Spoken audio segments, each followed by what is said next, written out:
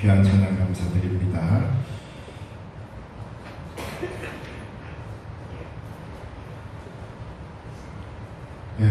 사람은 살면서 자랑하는 재미로 사는 경우가 많습니다.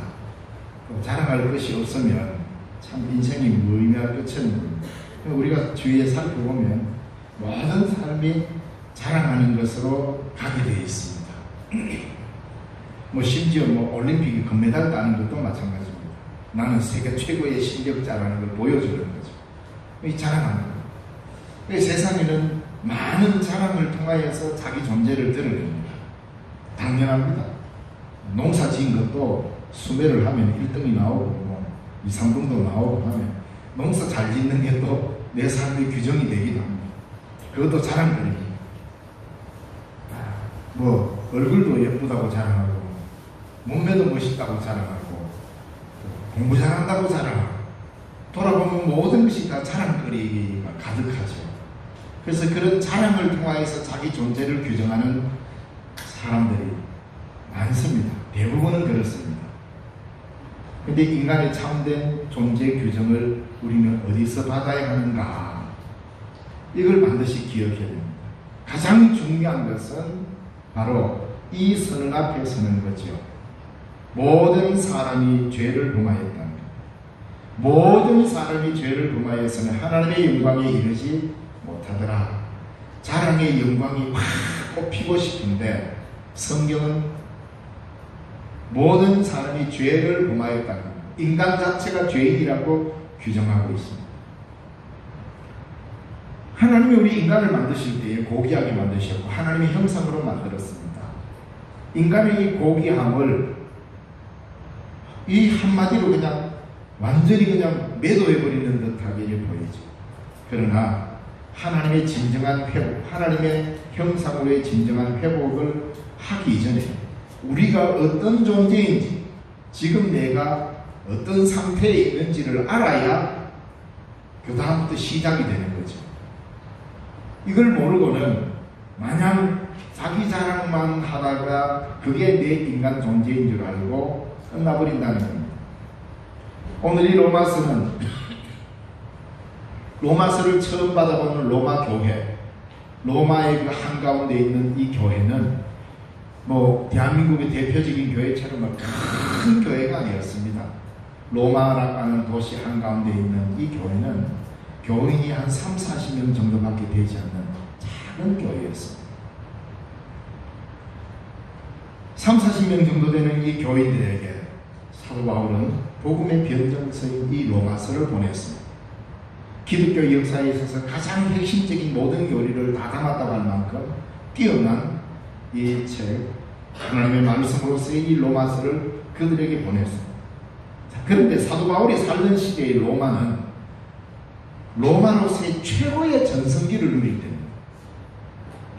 말 그대로 점호의 햇빛이 막 빛나는 것처럼 이 로마가 가장 넓은 판도를 갖고 있었고 모든 문화와 문명이 로마로 향하도록 되어 있었고 로마에서 모든 것이 결정될 만큼 엄청난 도시였어요. 그래서 로마의 영광의 시대였다 이 말입니다. 그 영광의 광희가 번뜩이는 로마의 한복판에 로마의 치부를 그대로 고발하는 내용이 로마서 1장 18절에서 32절까지의 내용입니다. 물론 인간의 타락에 하나님을 배반하고 타락하고 인간의 형상이 짐승의 형상까지 타락해가는 이러한 끔찍한 것은 모든 인간을 포함하고 있지만 이 말씀이 로마 한가운데서 선포됐다는 걸 기억해야 됩니다. 모두가 다 어떻게 하면 우리는 로마의 시민권을 가질 수 있을까? 어떻게 하면 저 로마에 가서 한번 살 수 있을까? 살지는 못해도 가서 구경이라도 한번 해봤으면 좋겠다는 만큼 이 로마는 그 시대 제국의 심장부요, 모든 문명에 빛나는 인간의 최고의 문명을 빛내는 도시가 로마였습니다. 그래서 모든 길은 로마로 통한다. 그만큼 이 로마는 자부심에 가득 차 있었습니다. 황제에 의한 다스림과 그 당시의 정치체계와 군사제도, 무기체계 어느 것 하나 흔들 게 없었습니다. 그래서 로마여 영원하라, 이렇게 외치고 거기에 사는 사람들은 그 자부심에 젖어 살았습니다. 그런데 사도 바울은 그 로마의 한가운데에 이 로마서를 보내면서 인간이 얼마나 타락한 존재인지, 얼마나 하나님의 형상을 떠나서 짐승처럼 변해가는지를 로마 한가운데에 이 서신을 보내게 됩니다. 복음에 대한 확고한 믿음 앞에 로마의 빛나는 번영은 결국 인간의 죄성으로 더욱 밝게 드러나 버렸습니다. 이게 복음입니다. 빛나는 인간의 문명의 최고봉을 마주하고서 외칩니다. 그 로마라고 하는 어마어마하고 모든 사람이 부러워하고 로마에 산다는 것만으로도 자랑할 수 있는 이 사람, 그리고 로마의 그 한가운데를 향하여서 그들의 외침을 통하여서 그들의 삶을 마주하면서 사도 바울은 이렇게 말합니다. 의인은 없나니 하나도 없도다. 의인은 없나니 하나도 없다 하면서 그 로마를 향하여서 돌격해 들어갑니다. 바로 죄인인 내가 죄인인 줄을 알아야 인간 존재의 근원을 알게 된다는 말입니다. 하나님의 은혜 앞에 서야만 인간은 새 사람이 된다는 것입니다. 이것이 복음입니다. 복음은 인간이 이룬 업적이나 공적 앞에 주눅들지 않습니다. 이것이 교회의 존재 이유였다 이 말입니다.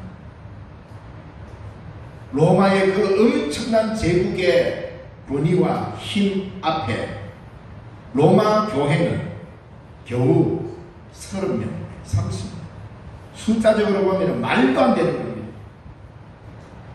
그런데 사도 바울은 그들에게 복음을 전하면서 그들에게 편지를 쓰면서 교회가 어떻게 해야 되는지에 대해서 규정하고 있다 이 말입니다.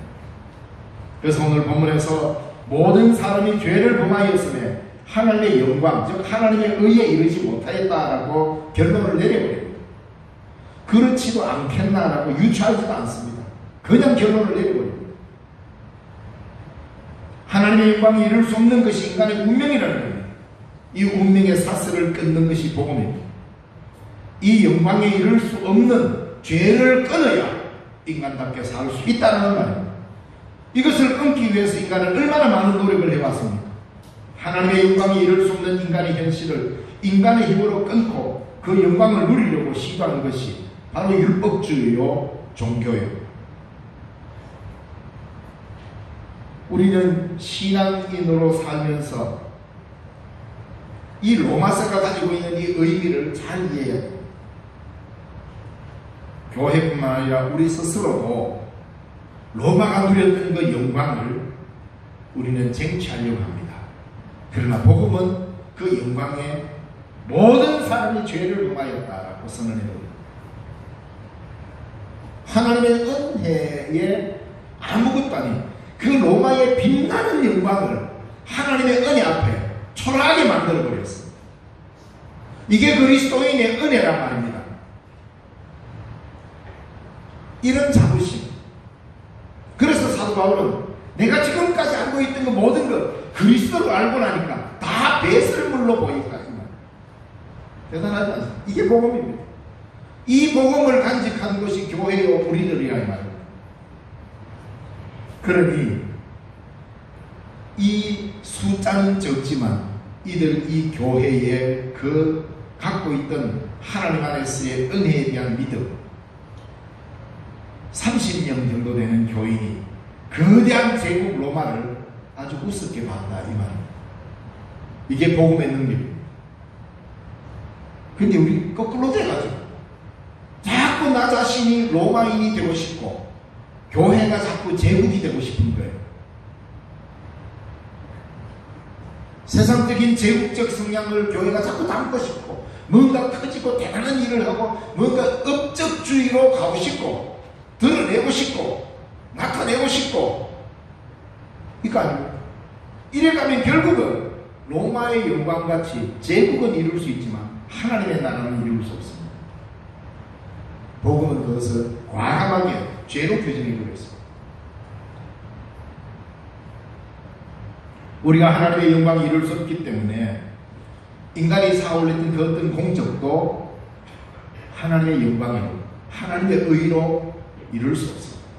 아무리 빛나는 로마의 영광이라도 그것은 하나님의 의가 아닙니다. 인간의 자기 의에 불과합니다.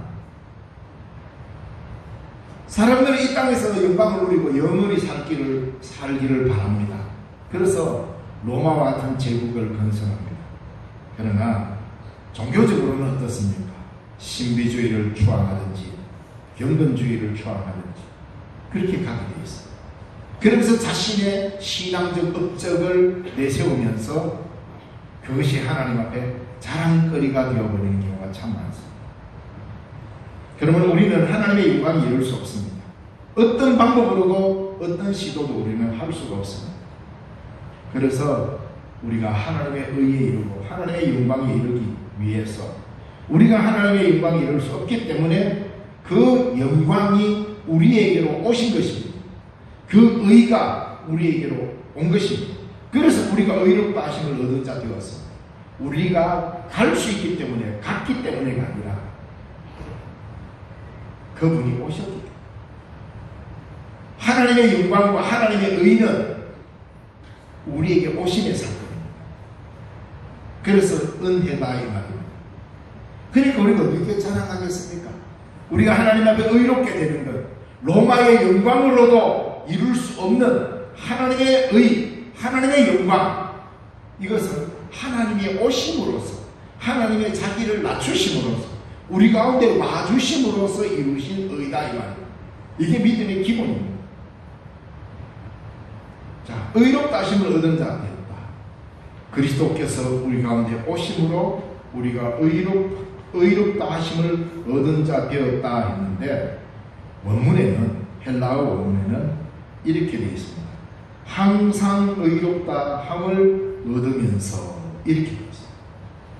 항상 의롭다 하심을 얻으면서로 되어 있는데, 우리가 의롭게 되는 것은 결정적인 한때 한 번의 일로 그치는 것이 아니라 계속되는 것을 이야기해주고 있습니다. 우리는 한 번 의롭게 되고는 그 다음부터는 그냥 그걸로 끝나버리고 아무것도 안 해도 되는 것이 그냥 착각하기 쉽습니다. 그게 아닙니다. 우리는 회개한 때 또는 십자가의 구속을 믿은 바로 그때에 한때 의롭다함을 거치고 마는 것이 아니라 늘 의롭다함을 얻으면서 마지막 때까지 살아가는 겁니다. 우리의 삶의 모든 여정 속에서 매일매일 하나님의 은혜로 의롭다고 얻는다 이 말입니다.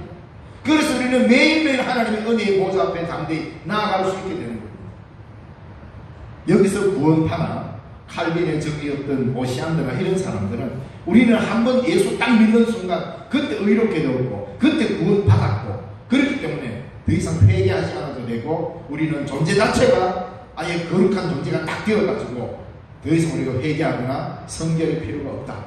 이래 이야기했던 칼빈을 대적했던 오시안드뿐 아니라 오늘날 구원파 교회가 바로 이런 잘못된 교리에 빠집니다. 왜? 오늘 본문에 보면 우리는 항상 의롭다함을 받으면서 그러니까 매일매일 순간 하나님의 긍휼과 자비를 입으며 우리는 매일매일 의롭다. 이게 얼마나 큰 은혜냐. 우리가 회개하고 하나님께로 돌아오게 된 뒤라도 결코 완전한 성결에 이르는 게 아닙니다. 여러분 예수 믿기 이전과 예수 믿고 난 이후에 여러분의 인성이나 내 성격 자체가 확 바뀌어가지고 천사처럼 되어 있습니까? 혹시 그렇다는 분 목사님 뭐 그래 섭섭한 말씀을 하십니까?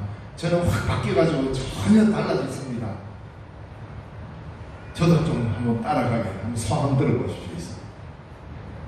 우리 인간이 그렇죠. 왜? 피조물의 피조성이라는 게 있습니다.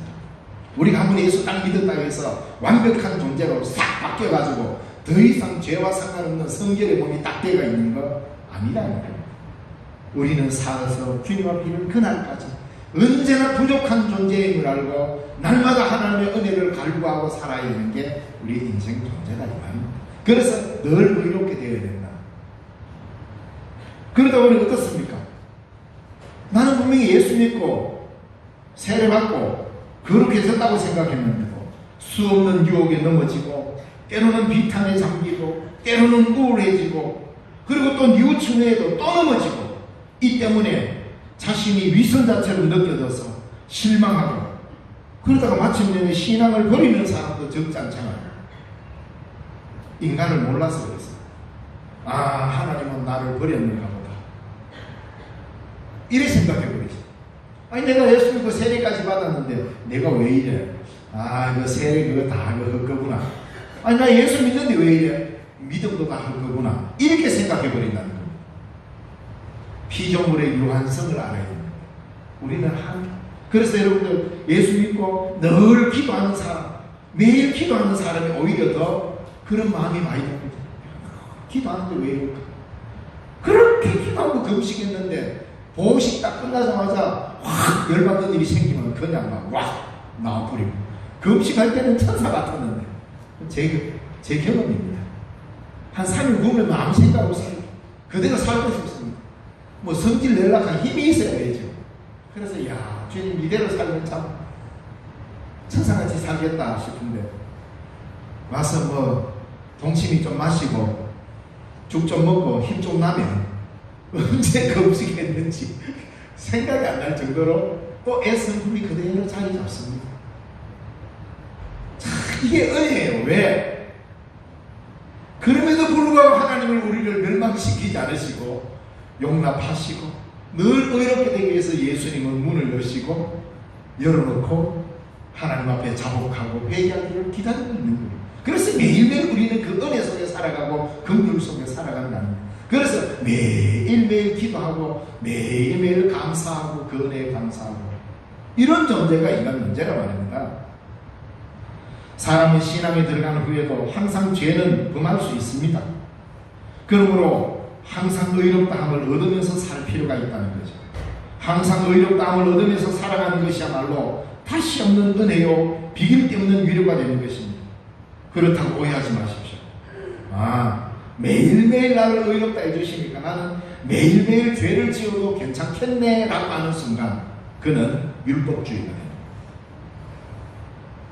하나님의 은혜를 내 삶의 하나의 방편으로 생각해보면, 은혜에 깊이 젖어드는 사람, 용서받은 감격으로 사는 것이 아니라 하나님의 은혜를 내 삶의 수단으로 이용하는 아주 무서운 죄를 범하는 자가 됩니다. 이게 더 위험합니다. 그래서 하나님의 은혜가 방종을 눈 감아주는 것 아닙니다. 왜 사람은 값없이 은혜로는 의롭다함을 얻습니까?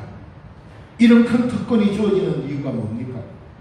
너무 과분해서 믿기 어렵다고 여겨질 만큼 이것은 인간의 생각을 초월한 절대적인 은혜이기 때문에 값이 없는 겁니다.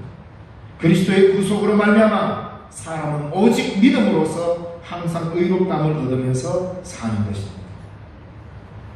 그 누가 뭐라 해도, 어떤 신학적 사조가 바뀐다 해도 하나님의 독생자 그 귀한 피를 만민을 위해 흘리시고 그 죽음이 만민의 죄를 한 몸에 지신 구속의 죽음이, 그 예수님의 죽음은 만민을 구원하는 구속의 죽음이기 때문에 죄 있는 우리도 죄 없는 자 되고 의롭지 못한 우리도 의로운 자로 인정받는다는 것입니다. 그래서 우리 죄인이 하나님 앞에 의롭다고 인정받는 것만큼 하나님의 영광이 드러나는 사건은 없습니다. 왜 자꾸 우리는 뭔가 거대한 일을 하고 대단한 업적을 세워야 하나님의 영광을 받는다고 생각합니까? 이 소중한 은혜를 모르기 때문입니다. 하나님의 가장 큰 은혜와 하나님의 가장 큰 영광은 어디에서 나타나느냐? 죄인이 은혜 앞에 엎드려 하나님의 은혜에 의지해서 의롭다라고 인정받는 그 순간 하나님의 가장 큰 영광이 드러나는 순간입니다. 왜? 세상에 그 어떤 것으로도 할 수 없는 일이기 때문입니다. 로마의 영광보다 죄인 하나가 하나님 앞에 엎드려서 용서받을 때에, 의롭다 인정받을 때 하나님의 의가 드러나고 영광이 드러난다, 이 말입니다. 땅이 변하고 하늘이 변해도 그리스도의 속죄야말로 교회의 근원입니다. 그러니 우리가 자랑하고 내세울 만한 것이 무엇이겠습니까? 아무것도 없습니다. 오직 하나님으로부터만 우리는 자랑할 것이 있게 된 것입니다. 오직 하나님이 우리를 용서해 주신 그 의 때문에 우리가 의롭게 되고 그 의 때문에 우리는 하나님께 영광이 되는 것입니다. 그래서 하나님은 자기 영광을 우리를 용서하시면서 우리를 구원하시면서 자기 영광을 드러내셨습니다. 하나님의 영광이 어디에 나타납니까? 어디에 있습니까? 물론 금메달로 따고 할 때 하나님께 영광을 돌립니다. 귀한 일입니다. 그거 하지 말라는 거 아니에요. 매우 소중한 자기 고백입니다. 그러나 하나님의 영광이 가장 아름답게 드러나는 순간은 죄인된 우리가 그 은혜를 깨닫고 하나님 앞에서 의롭게 되는 것. 이것이 가장 큰 하나님의 영광입니다. 그래서 우리는 자랑할 것이 우리에게 있는 게 아니라 우리에게로 오신 하나님의 의, 예수 그리스도 그분 때문에 우리는 영광을 드러내는 것입니다. 이게 바로 뭡니까? 한마디로 말하면 믿음이요, 다른 말로 표현하면 은혜라 이 말입니다. 나를 드러내고 자기를 주장함으로써 존재의 의미를 찾는 자는 모두 율법주의자입니다. 원망과 시비는 바로 자신을 주장하고 드러내는 율법주의입니다. 뿐만 아니라 경건주의, 신비주의 같은 종교적 오해가 하나님과 더 멀어질 수 있다는 것도 알아야 합니다. 오직 은혜라는 말은 오직 예수 그리스도의 십자가 아래에 꺾여진 인간을 말하는 것입니다. 예수 그리스도의 구속의 십자가 아래 나 자신을 꺾어버린 사람, 그가 바로 하나님의 은혜를 받은 자요, 그가 바로 하나님의 영광을 머금은 자요, 하나님의 의를 간직한 자입니다. 십자가 아래에서 나 자신을 꺾지 않는 자는 모두 다 율법주의. 왜? 자기 자랑이 난무하는 신앙이 되기 때문에. 십자가 아래에서 꺾인 자만이 자기 자랑을 할 수 없습니다. 모든 것이 다 주님의 은혜입니다. 이 한마디로 내 삶을 규정하는 것입니다. 그러므로 우리는 자랑할 것이 없습니다. 모든 것이 다 주님의 은혜입니다. 기도하겠습니다. 하나님 아버지, 은혜를 감사드립니다. 오늘도 하나님 우리에게 베풀어 주신 그 놀라운 은혜 때문에, 하나님의 의 때문에 우리가 하나님 앞에 나올 수 있고 하나님 앞에 예배의 자리에 엎드릴 수 있음을 감사합니다. 주님 영광 받으시고 우리가 죄인된 우리가 하나님의 의를 머금었으므로 하나님의 영광스러운 존재로 오늘 여기서 싸우며 주님 받으시고 주님의 영광이 더 높아지게 하여 주옵소서. 예수님 이름으로 기도드리옵나이다. 아멘. 찬송가 284장.